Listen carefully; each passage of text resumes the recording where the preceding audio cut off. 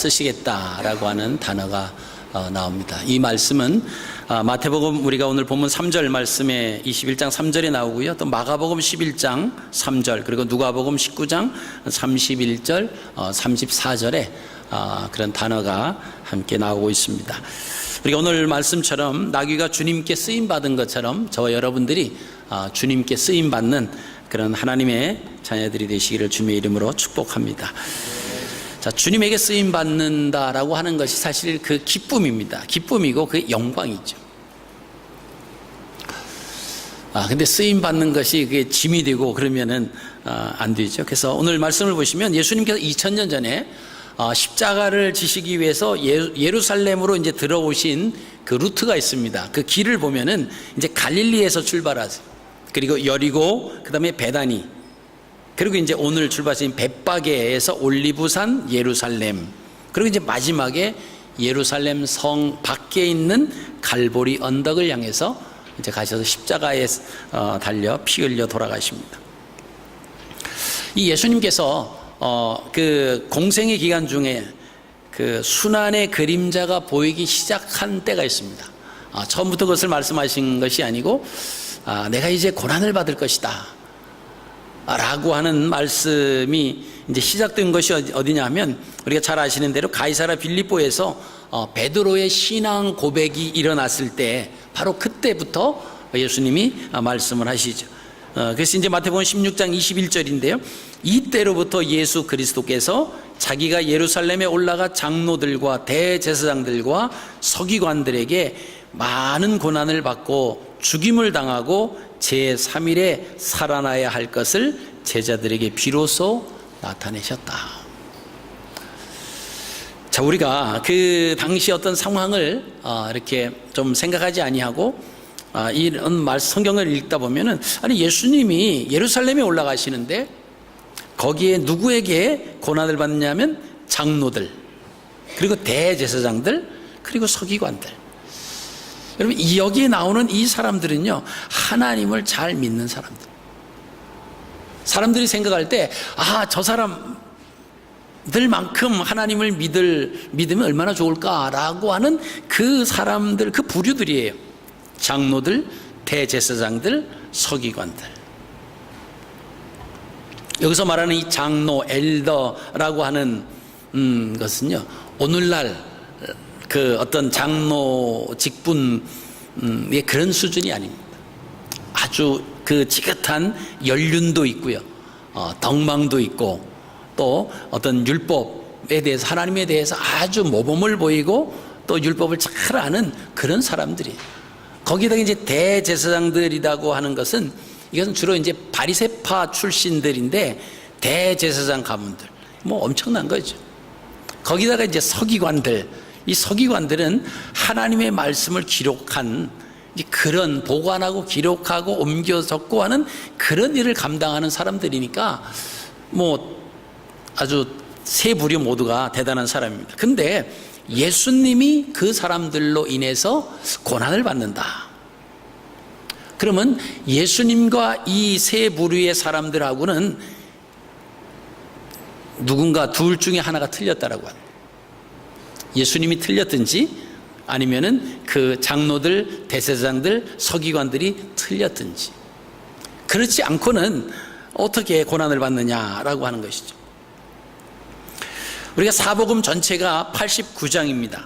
마태복음, 마가복음, 누가복음, 요한복음에서 마태복음이 28장, 마가복음이 16장, 그리고 누가복음이 24장, 요한복음이 21장 해서 총 89장인데 그 89장 가운데서 그 30장이 예수님의 마지막 생에 대한 그 한 주간의 사건을 기록한 것이 무려 30장이나 된다라고 하는 것입니다. 자, 그 이유는 우리로 하여금 예수님이 십자가에 못 박혀 돌아가시는 그 십자가에 집중해야 된다라고 하는 그런 말씀이 포함이 되어 있는 것입니다. 우리가 마태복음 21장부터 28장까지 보면은 예수님의 공생의 사역 중에서 마지막 한 주간의 사건이 소개가 됩니다. 그 중에서 이제 21장에는 예수님께서 나귀를 타시는 장면이 소개가 돼요. 자, 왕 중에 왕이신 그 예수님이 어린 나귀를 타시는 시점이 뭔가? 그것이 바로 고난을 알리는 하나의 사인이다라고 하는 것입니다. 자, 어린 나귀를 타신 이 날을 가리켜서 우리가 고난주일이다. 그러면서 그때부터 시작해서 한 주간을 고난주간이다. 그렇게 말을 합니다. 2000년 전 예수님이 어린 나귀를 타시고 예루살렘 성으로 입성하신 고난주일. 그날이 바로 오늘, 그죠? 그 고난주일의 시작입니다. 자, 이 오늘 이제 고난주일을 가리켜서 많은 사람들이 종려주일이다 그런 말들을 씁니다. 종려주일이다라고 하는 것은요, 고난주일하고는 확연한 차이가 있습니다. 이 같은 날을 지칭하는 거예요. 고난주일, 종려주일. 같은 날을 지칭하는데 고난주일이라고 하는 거와 종려주일이라고 하는 것에는 확연한 차이가 있다라고 하는 것입니다. 오늘 아침에 이제 교회 이렇게 오는데 아마 천주교에서 아마 미사가 끝나고 오는 것 같아요. 사람들이 오는데 뭐를 하나씩 다 들었어요. 그죠? 뭐 나무 이파리 같은 걸 하나씩 이렇게 다 손에다 들고, 근데 그게 이제 종려나무 이파리입니다. 여기도 보니까 이제 종려나무가 있어요. 이게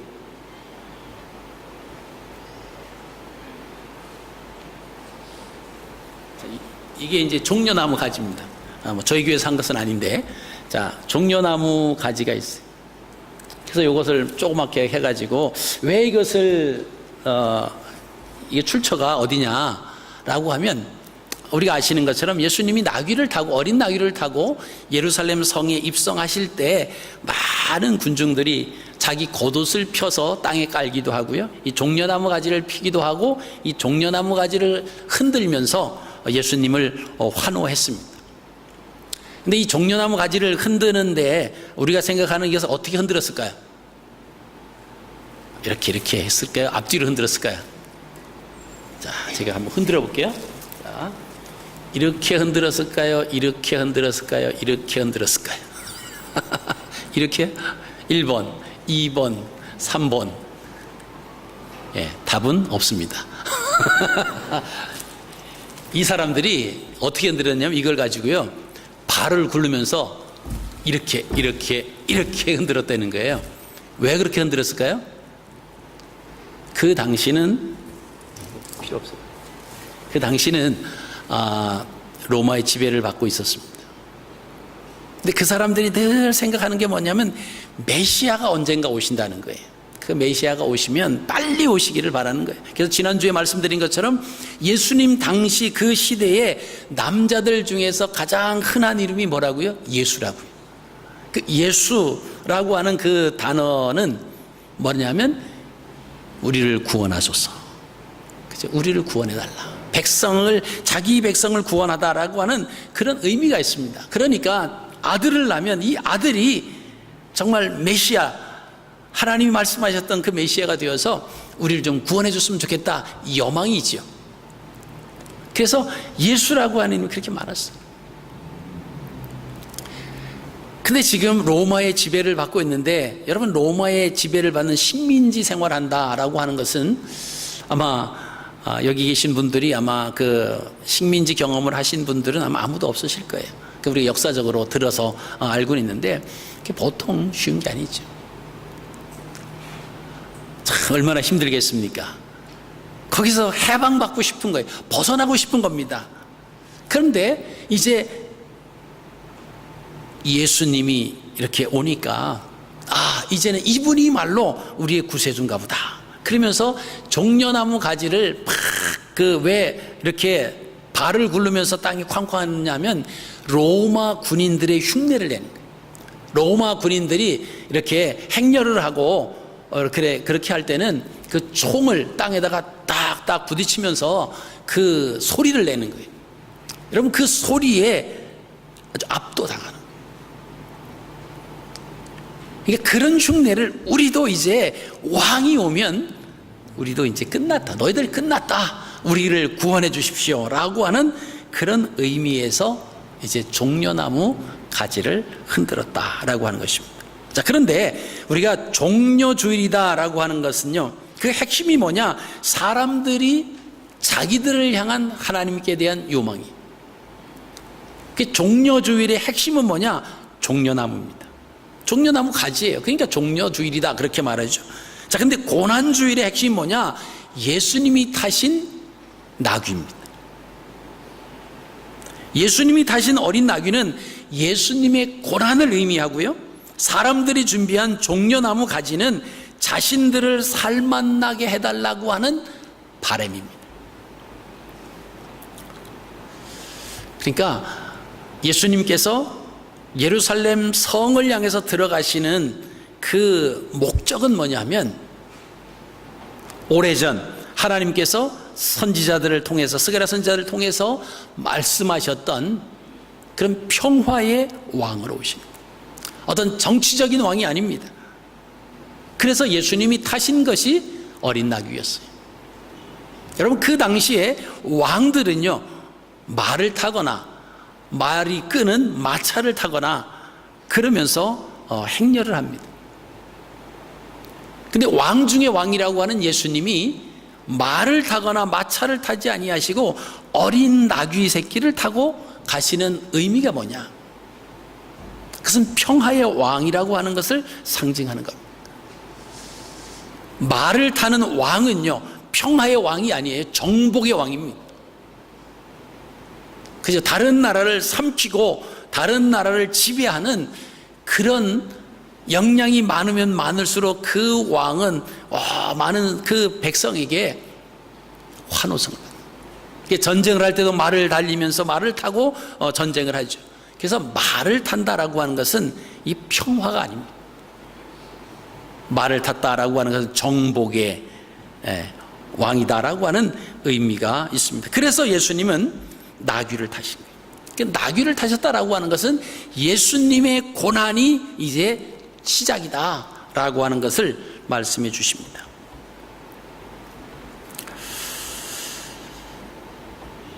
그래서 예수님이 나귀를 타십니다. 자, 당시 이스라엘 사람들은 나귀에 대해서 어떤 생각을 가지고 있었는지를 우리가 아는 것이 중요합니다. 이스라엘에서는 흔히 이 나귀를 흔히 볼 수 있습니다. 근데 우리는 이 나귀를 잘 볼 수가 없습니다. 그래서 상대적으로 우리는 나귀에 대한 어떤 그런 인식이 좀 희박하죠. 그 당시 이스라엘 사람들이 인식했던 나귀는 그들의 생활적인 면에서 볼 때는 그냥 단순한 짐을 싣고 나르는 그냥 짐승이에요. 그냥 짐을 싣고 나르는 정도의 짐승. 자, 그 당시에 종교적인 면에서 이 나귀라고 하는 것은요, 이 나귀는 스스로 제물이 될 수도 없습니다. 제물이 될 수도 없는 짐승, 그래서 양으로 바꾸어서 제사를 드려야 하는, 그러니까 별 볼 일 없는 왕따 당하는 짐승에 불과했습니다. 사람들은 이런 인식을 하는 짐승을 예수님께서 타신 그 이유가 뭘까라고 하는 것입니다. 예수님께서 나귀를 타신 것은 아주 매우 중요한 사건입니다. 나귀를 타신 그 순간부터 예수님의 고난이 시작되었기 때문입니다. 그래서 나귀를 바로 이해하는 것이 중요한데, 그 예수님의 의도를 바로 알기 위해서는 나귀를 잘 이해를 하셔야 됩니다. 여러분, 나귀라고 하는 것은 크게 두 종류로 나누는데, 첫째는 들에서 그 마음대로 뛰노는 들나귀가 있습니다.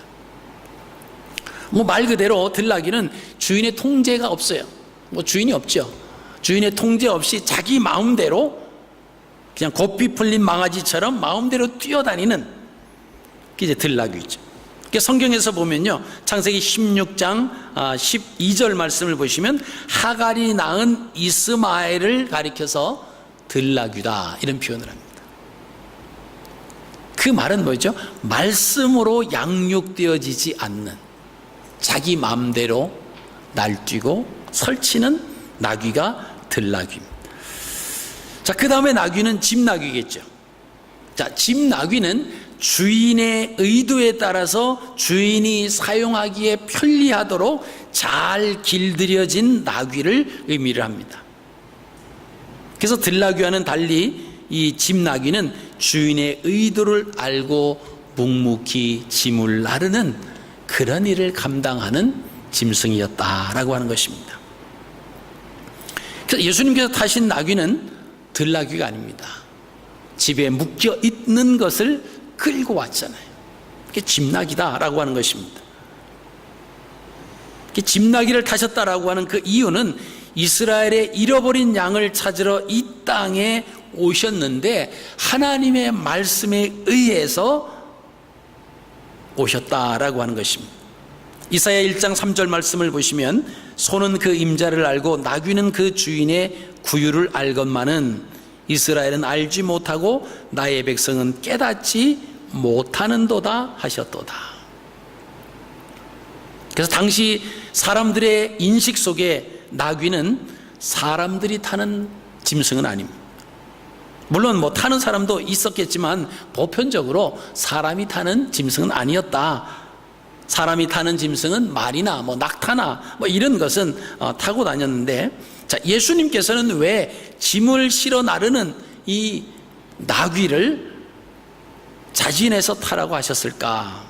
그것은 예수님이 내가 메시아다, 구약에서 하나님께서 말씀하셨던 그 메시아가 바로 나다라고 하는 것을 사실은 알려주신 하나의 신호입니다.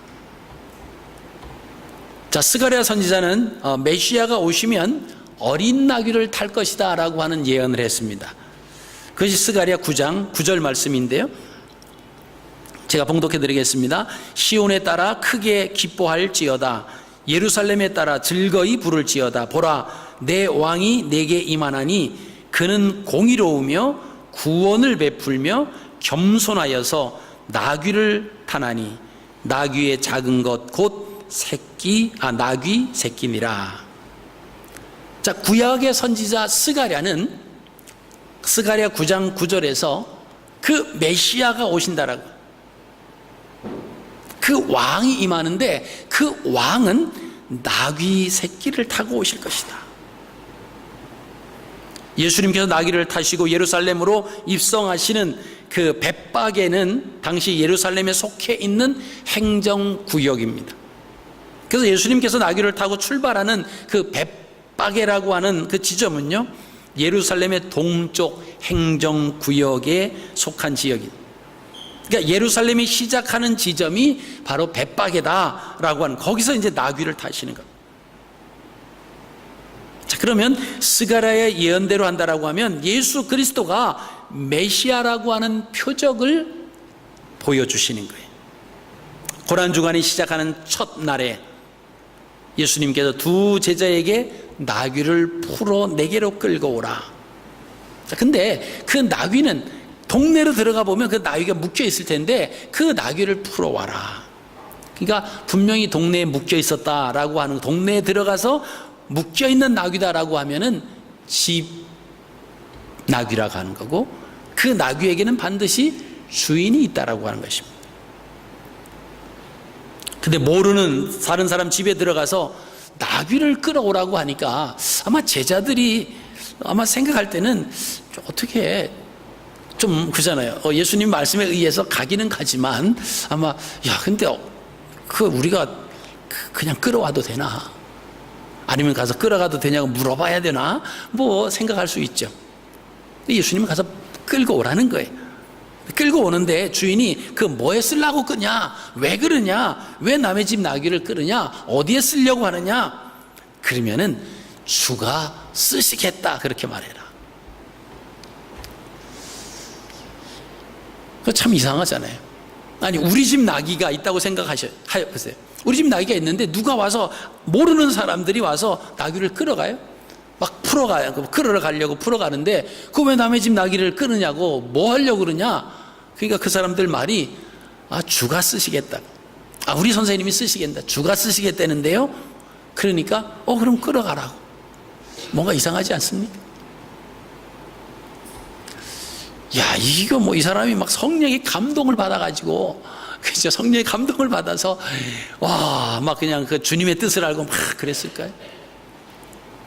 이 벳박에 살고 있는 사람들은요, 지금 히브리 사람들이잖아요. 성경을 아는 사람들입니다.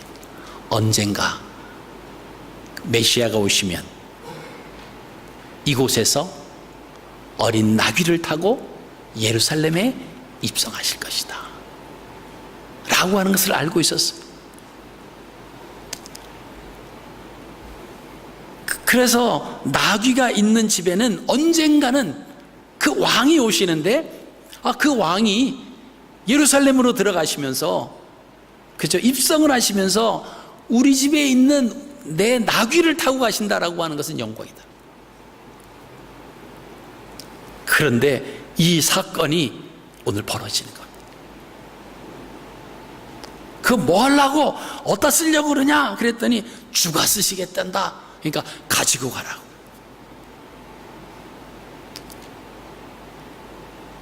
그냥 나귀를 누가 필요하다 그러면 주려고 그냥 골칫거리라서 그냥 묶어둔 것이 아니다라고 하는 것입니다. 이런 구약적인 백그라운드가 있다라고 하는 거죠. 여러분, 그렇지 않으면 자기 재산인데 누가 그것을, 그죠? 오늘 보니까 나귀와 나귀 새끼 다 끌고 갔다 그랬습니다. 뭐 나귀가 가니까 나귀 새끼도 끌려갔겠죠.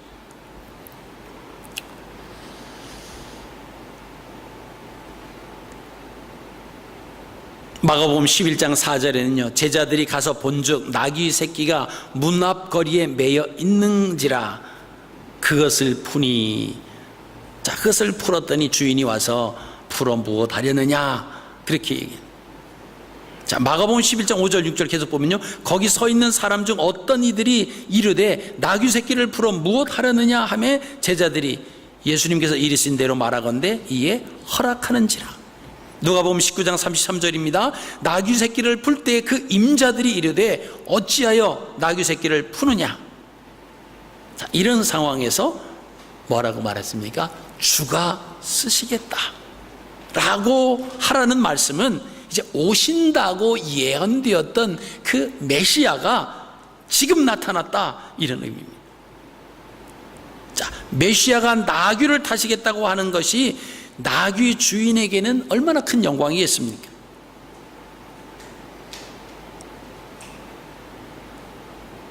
자, 그리고 제자들이 이제 나귀를 끌고 가죠. 여러분, 그 소문이 얼마나 퍼졌겠어요? 그러니까 예수님이 막 이제 벳박에서 예루살렘 성을 향해서 가시는 그 길에 순식간에 군중들이 모여들기를 시작했습니다. 예수님이 언제 가신다 약속하고 공포하고 들어가신 것이 아니에요. 아니, 한 집에 나귀 새끼를 하나 끌어갔다고 사람들이 그 길에 도열을 하고 종려 가지를 흔들면서 예수님을 환호했을까? 우린 참 그 믿겨지지 않는 겁니다. 그런데 그들 마음속에는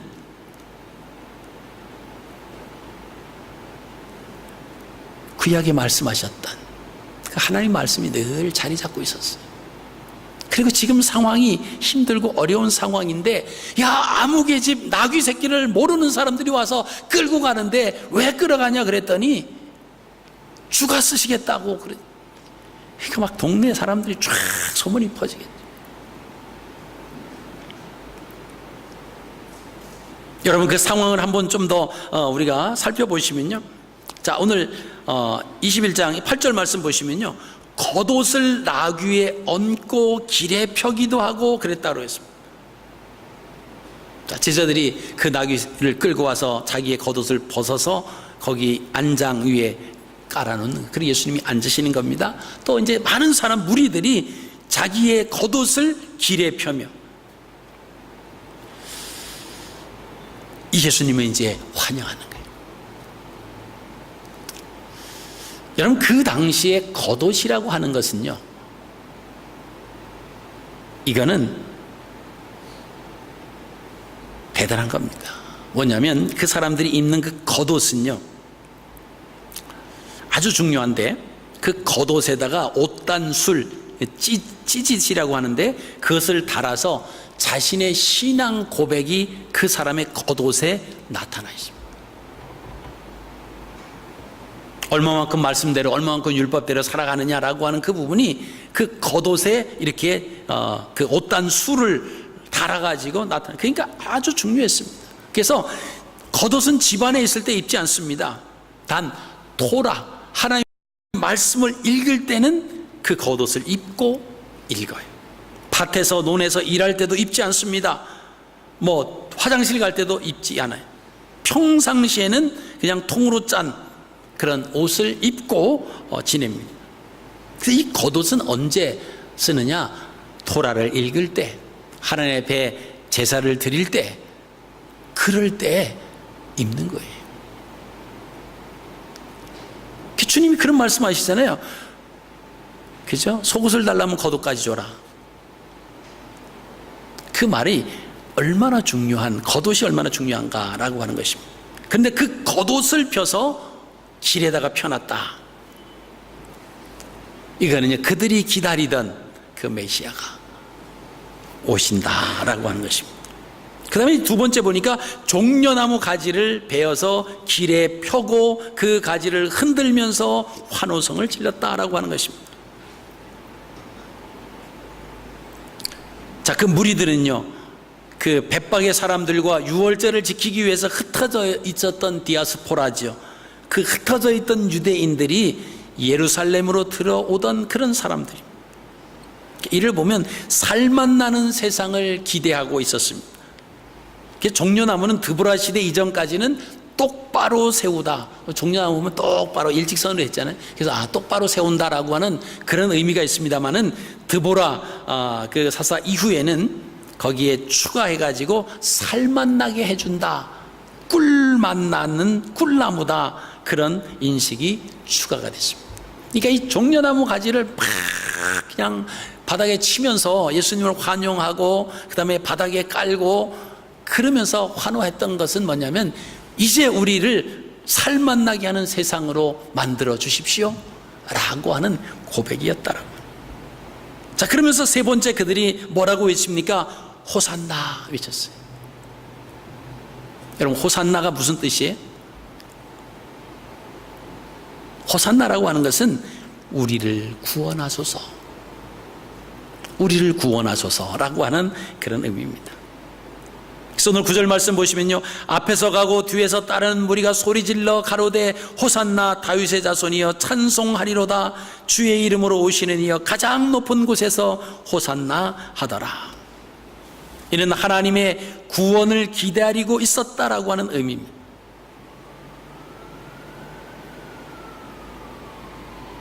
자, 그 이유는 지금 예루살렘 성전과 헤롯 성전이 그 사람들 그 벳바게에서 한눈에 쫙 들어옵니다. 예루살렘은요 800m 고지에 있어요. 높이 있습니다. 자, 예루살렘 성으로 입성하는 예수님은 이 무리의 환호성임에도 불구하고 그 예루살렘 성을 바라보시면서 눈물을 흘리십니다. 똑같은 성을 바라보는데 왜 예수님은 눈물을 흘리셨을까? 자, 이 많은 군중들이 자기를 향해서 환호를 하고 소리를 지르는데 목적이 뭡니까? 그 목적은 뭐죠? 평강의 왕으로 오시는 예수 그리스도를 환영하는 것이 아니라 우리를 살맛나게 해 주십시오. 우리의 삶을 편하게 해 주십시오. 이 땅에 하나님의 나라가, 하나님의 뜻이 실현되는 나라가 되게 해달라고 간구하는 것이 아니라 나 좀 편하게 살게 해달라, 나 좀 행복한 삶을 살게 해달라고 간구하는 그들의 모습. 이게 종려주의라고 하는 단어는 인본주의 입장이에요. 나 필요한 거 채워달라고 하는. 그러나 예수님께서 고난주일 어린 나귀를 타셨다라고 하는 것은요, 우리를 위해서 고난을 받으시는 거예요. 그리고 십자가에 못 박혀 돌아가시는 것은 하나님께서 우리를 얼마나 사랑하셨는지 하나님의 사랑을 십자가 위에서 확증하셨다고 성경은 말씀하고 있습니다. 우리 좀 살맛나게 하는 그것과 비교할 수가 없다라고 하는 것이죠. 우리의 가지고 있는 하나님 앞에 도저히 나갈 수 없는 그 죄의 문제를 해결해 주시는, 그 고난을 받으시기 위해서 오시는 그 예수 그리스도. 그래서 많은 사람들은 종려나무 가지를 흔드는 거예요. 여러분, 오늘날 우리가 예수 그리스도를 믿는 하나님의 자녀들인데 우리가 지금 어떻게 신앙생활을 하고 있는가? 우리가 오늘 고난주일에 점검해 볼 필요가 있습니다. 내가 왜 예수님을 믿는가? 왜 교회 나가는가? 이유가 뭡니까? 왜 나가세요? 왜 하나님 믿습니까? 물어보면 잔소리죠. 내가 잘 되고 우리 자녀도 잘 되고 복 받고 잘 살게 하기 위해서. 그것이 틀렸다라고 하는 것은 아닙니다. 나쁘다라고 하는 것은 아니에요. 그러나 그것보다 먼저는 뭐죠? 하나님의 영광을 위해서 살아가기 위해서, 하나님의 자녀로 이 땅에서 어떻게 하나님의 말씀대로 하나님의 뜻 가운데 내가 보내심을 받은 이 세상에서 잘 살아가고 있는가라고 하는 그거와 전능하신 하나님을 찬양하며 경배하는 그 목적이 가장 우선적이어야 됩니다. 그래서 마태복음 6장에 너희는 먼저 그의 나라와 그의 의를 구하라. 그리하면 이 모든 것을 너희에게 더하실 것이다. 이 모든 것이라고 하는 것은 그 앞부분에 나오는 겁니다. 내가 무엇을 먹을까? 무엇을 마실까? 무엇을 입을까? 우리 의식주지요. 여러분, 우리 걱정하고 근심하는 게 다 이 우리의 의식주에 연관되어 있는 것 아닙니까?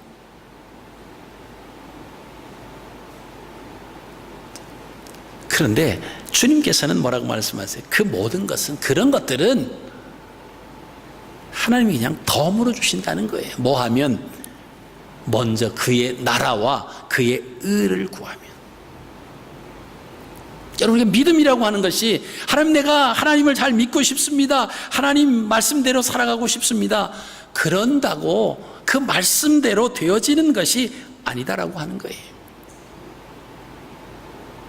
하나님 믿음을 주셔야 우리가 믿을 수 있습니다. 그래서 하나님, 제게 믿음을 주십시오. 하나님, 제게 하나님을 믿을 수 있는 그 마음을 주십시오. 기도해야 돼요. 그래, 모든 삶의 주권자가 하나님이십니다. 하나님 없이는 저는 아무것도 행할 수가 없습니다. 이렇게 우리가 간구하고 기도하고 그것을 그대로 믿어야 돼요. 그리고 실천해야 됩니다. 그럼 우리에게 어려운 문제가 오잖아요. 어려운 문제가 와도 우리는 별 걱정하지 않습니다. 왜요? 어려운 문제가 오나 쉬운 문제가 오나 우리는 우리의 힘으로 해결할 수 있는 그런 능력이 없어요. 그러니까 공부하는 학생이 집에서 공부를 하나도 안 했는데 첫 시간 시험을 봤는데 빵점을 맞았어요. 자, 두 번째 시간 시험을 보는데 기대할까요? 기대 안 해요. 왜? 공부 안 했는데 뭐 빵점 맞지, 잘 굴리면 좀 나올까? 기대 안 합니다. 요번에 두 번째 시간부터 100점을 맞아서 내가 반에서 1등을 해야지. 기대 안 하죠. 여러분, 우리가 우리의 힘으로 행할 수 있는 것이 하나도 없다고요. 여러분, 이게 믿으십니까? 믿으셔야 돼요. 근데 큰 문제가 내 앞에 있다고 걱정할 이유가 있습니까? 없어요. 왜? 어차피 내가 못하니까 어떻게 하면 됩니까? 그냥 걱정 없이 그냥 나 몰라라고 살아가라라고 하는 것이 아니라 큰 일이든 작은 일이든 하나님 앞에 내어놓고 몸부림치면서, 하나님, 이거 하나님이 해주셔야 됩니다. 나는 못하니까 하나님만이 하실 수 있습니다. 난 아무것도 할 수 없습니다. 이 고백이 우리 안에 있어야 돼요. 여러분, 그런 기도와 그런 간구가 있다라고 하는 것은요, 하나님을 믿는 믿음이 생겨나는 거예요. 그분의 능력, 그분의 주권을 내가 의지한다라고 하는 그런 의미입니다. 그런 사인이에요. 근데 우리는 어떻습니까? 어려운 문제가 오고 우리가 해결해 보려고 머리 굴리고 계산기 두들겨 보고 이리 뛰고 저리 뛰고 막 시간 낭비, 그죠? 힘 다 빼는 낭비. 안 돼요, 안 돼. 안 되는 거를 모르니까 자꾸 이제 해보려고 하는데 안 된다니까요. 안 돼요. 여러분, 모든 일에 선견 지명이 있는 사람, 뭐 이런 사람들 있잖아요. 딱 보면 알아요. 안 돼요. 제가 어릴 때 아버님하고 저희 아버님하고 이제 장기를 가끔 뒀는데 저희 아버님을 제가 참 10번 하면은 한 번 이길까 말까 안 되더라고요. 이 고수들은요, 몇 수를 앞에 내다봐요. 딱 보면 어디가 외통수로 갈지를 안다는 거예요. 근데 초보자는 몰라요. 모르니까 그냥 아둥바둥 하다가 다 죽죠. 이거 살리려고 하다가 더 엉뚱한 거 죽고, 그럼 그거 막으려고 하면 또 이쪽에서 내가 막으려고 하던 것도 언제 와서 이제 그 문을 열어줘서 또 이제 잡혀먹고. 우리가 하나님을 잘 믿는 방법이 뭐냐면 그냥 하나님만 바라보는 거예요. 큰 일이 오든 작은 일이 오든 걱정할 거 하나도 없습니다. 왜? 어차피 우리가 못하니까. 하나님이 큰 일 왔네요. 하나님 또 하나님의 역사하심을 제가 맛보아 알기를 원합니다. 기도하는 거예요. 간구하는 겁니다.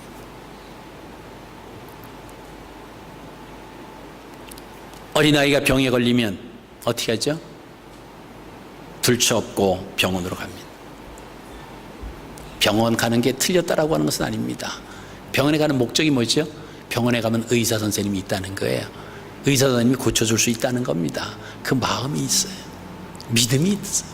그래서 꼭두 새벽이라도 앰뷸런스 불러서 아니면 차에 태워서 그냥 병원으로 가요. 가기 전에 어린아이가 아플 때 하나님께서 이 아이의 열을 내려주시고 질병을 고쳐주실 수 있는 전능하신 하나님이라고 하는 믿음이 있다라고 하면 가기 전에 그 아이의 손을 얹고 기도하지 않겠습니까? 우리의 믿음이 얼만큼이나 한번 점검해 보십시오. 병원에 있는 의사를 믿는 그 마음보다 하나님을 믿는 마음이 얼마나 적은가 보세요.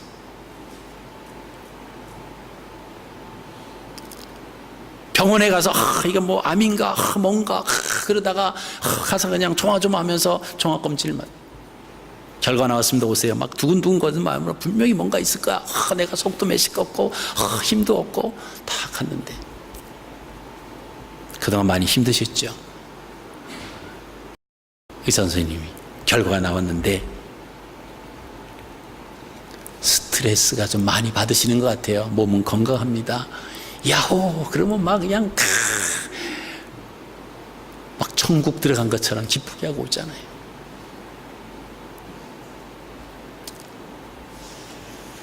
여러분, 근데요,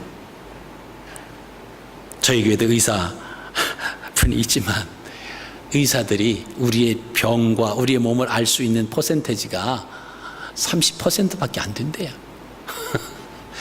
이게 공식적인 겁니다. 가서 막 처방하고 막, 근데 의사가 100% 알고 다 처방해가지고 고쳐주는 거 아니라는 거예요. 그죠? 한 30% 정도는 아는데 나머지는 모른대요. 새로운 병도 자꾸 일어나고 그래서 계속 뭐 연구하고 막 하는데 그게 한 30%밖에 안 된다는 겁니다. 30%도 대단하죠. 근데 그 30% 정도 아는, 뭐 우린 그것도 모르니까 그분을 신뢰하는 거와 우리를 100% 아는 전능하신 하나님을 의지하는 그 마음하고 뭐가 우리가 어디에 있느냐라고 하는 거예요. 하나님은 눈에 보이지 아니하고 의사 선생님 병원은 보이니까 더 의지할 수 있죠. 그러나 보이지 않는다고 하나님이 안 계신 것이 아니에요. 보이지 않는다고 하나님의 능력이 없는 것이 아닙니다. 여러분, 이 고난주간에 우리가 이 부분을 좀 깊이 묵상했으면 좋겠습니다. 나는 하나님을 얼마만큼 믿고 있느냐. 믿는 것이 없는 것 같으면요, 믿음을 달라고 기도하십시오. 그 믿음을 내게 주셔야 돼요. 내가 아무리 성경을 읽고 아무리 믿으려고 하지만 안 돼요. 안 돼요. 왜요? 우리는 원래 본래 진노의 자녀였어요. 우리는 원래 거짓의 아비에 아주 익숙해 있었던 그 본성이 있습니다. 그래서 성령으로 충만해서 그 모든 것을 제어하지 아니하면 그 본성이 아직도 남아 있어요. 언제까지? 죽을 때까지 그 본성이 있습니다. 사도 바울이 그렇게 말하잖아요. 내가 선을 행하려는 그런 마음은 있었는데 뒤돌아보니까 원하는 선은 행하지 아니하고 악한 길을 그 길만 행해왔다. 오라 나는 공고한 자로다. 이 사망의 몸에서 누가 나를 건져내겠느냐. 사도 바울도 그랬다라고 하는 거예요. 하면 우리는 어떻겠어요?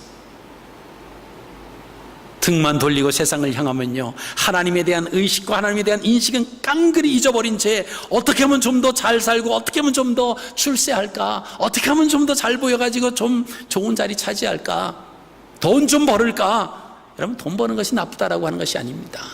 그러나 하나님께서 벌게 해주시는 방법으로 하나님의 뜻 안에서 돼야 그게 복된 삶이에요. 여러분, 이 고난주간 오늘부터 시작이 됐습니다. 주님의 고난에 난 얼마큼 동참할 수 있을까? 고난주간 특별 새벽기도를 통해서 여러분 도전 드립니다. 다른 것 구하지 마시고요, 하나님을 더 알기 원합니다. 하나님을 더 믿기 원합니다. 말씀이 믿어지게 하옵소서. 믿어지면, 믿어져야 우리가 행동하는 겁니다. 믿어지지 않으니까 입으로는 믿는다, 입으로는 고백하지만 우리의 삶 가운데서 나타나지지 않는 거예요. 그게 마음에 없는데, 믿어지지 않는데 어떻게 행동하겠어요? 그러니까 이 고난주간에 나오셔서 살아계신 하나님, 역사하시는 하나님, 그 능력의 하나님을 여러분 경험하고 체험하십시오. 분명히 하나님께서는 우리에게 좋은 것 주시기를 원하십니다. 물론 우리가 피곤하고 안 하던 그 일주일 동안 고될 수도 있습니다. 그러나 그것이 거룩한 부담이에요. 365일 하라는 것이 아니에요. 특별 한 주간 특별하게 저와 여러분들을 위해서 마련된 겁니다. 여러 가지 이유와 변명과 핑계가 많이 있지만 그것은 내가 하나님께로 가지 못하게 하는 이유 변명일 뿐입니다.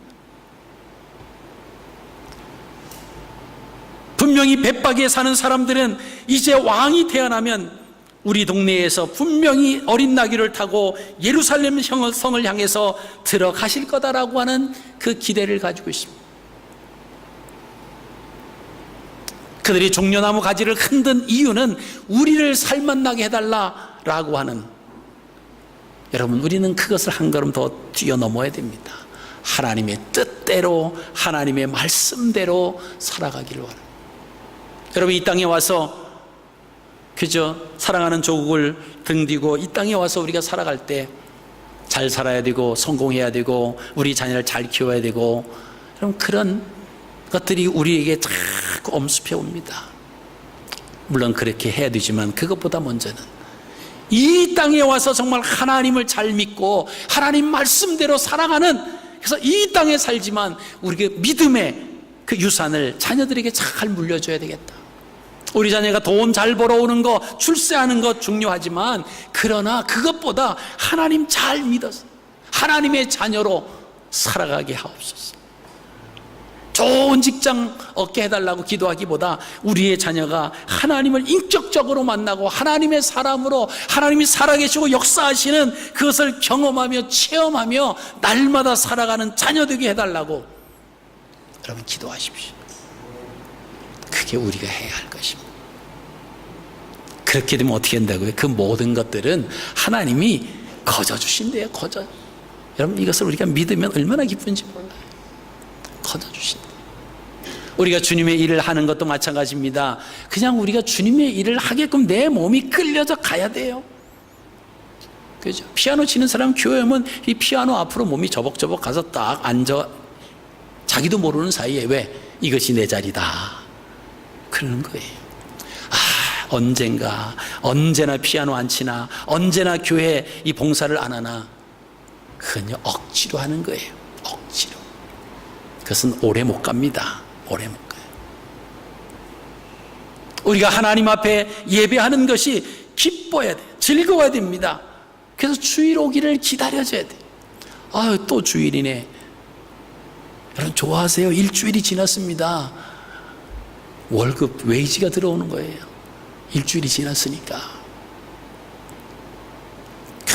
교회 가는 거 싫어서 이 주일은 왜 이렇게 빨리 오나? 돈 받는 날은 왜 이렇게 늦게 오나 그러잖아요. 그죠? 주일이 자주 올수록 여러분 일주일을 또 살았다라고 하는 거예요. 그죠? 우리가 기다려줘야 돼요. 기다려지는 것은 더디 오는 것 같아요. 그러니까 그 웨이지 받는 날은 왜 이렇게 안 올까? 그죠? 그렇게 우리가 왜 이렇게 주일이 빨리 안 올까? 주일이 빨리 안 올까? 사모하고 또 기다리고 말씀대로 살려고 몸부림치고 주일 주님이 전에 나와서 또 하나님 앞에 영광을 돌리고 하나님을 찬양하고 성도의 교제를 나누고 그리고 하나님 말씀을 부여잡고 또 세상으로 나가는 또 사명을 가지고 나가 살아가는 여러분 그렇게 살면 우리의 삶이 얼마나 기쁘겠습니까? 돈, 그런 것은, 그것은 내가 하나님 앞에 올바로 내가 서기만 하면, 말씀 안에 하나님의 뜻 가운데 있기만 하면 그것들은 그냥 저절로, 그죠? 저절로 오는 거예요. 그죠? 돈 하지 마세요. 돈 하다가, 그죠? 돈다고 하잖아요. 그러니까 그냥 돌지 마시고, 돈은 그냥 오는 거예요. 따라오는 거예요. 돈은 나를 따라오는 거예요. 말씀을 마치겠습니다. 우리가 고난주간 이 한 주간 동안 주님의 고난에 동참하면서 하나님 쓰임에 그죠? 하나님 쓰심에 쓰임 받는다라고 합니다. 어떤 사람은 나귀를 키웠는데 그 나귀가 주님의 쓰임에 받았어요. 내가 이 땅에 살면서 어떤 사람은요, 그죠? 주님 전에 나와서 마당에 있는 그 떨어진 쓰레기를 주는 이것도 주님의 쓰임 받는 겁니다. 와서 찬양하고 와서 하나님 앞에 또 어린아이들을 가르치고 봉사하고 식당에서 봉사하고 여러 가지 하는 것이 하나님 앞에 쓰임 받는 거예요. 나는 가만히 보니까 교회에 오는데 아무런 쓰임도 없고 예배밖에 오는 게 없구나. 예배 오는 것도 하나님의 쓰임이다 라고 하는 생각을 하시고요. 그 다음에 한 가지씩 추가시키시면 돼요. 나는 아무것도 행할 수 없다 그러면요, 이렇게 나가시면서 보시면 떨어져 있는 쓰레기가 하나 정도는 눈에 띌 겁니다. 이게 나를 위해서, 하나님이 나를 위해서 쓰시는 거는 아멘 하고 주시면 그게 주님의 손에 쓰임 받는 겁니다. 다른 것이 아니에요. 그래서 우리의 삶이 늘 기쁨과 하나님의 쓰임에 합당한 그런 하나님의 자녀로 이번 한 주간도 믿음으로 승리하시는 복된 삶이 되시기를 주님의 이름으로 축복합니다.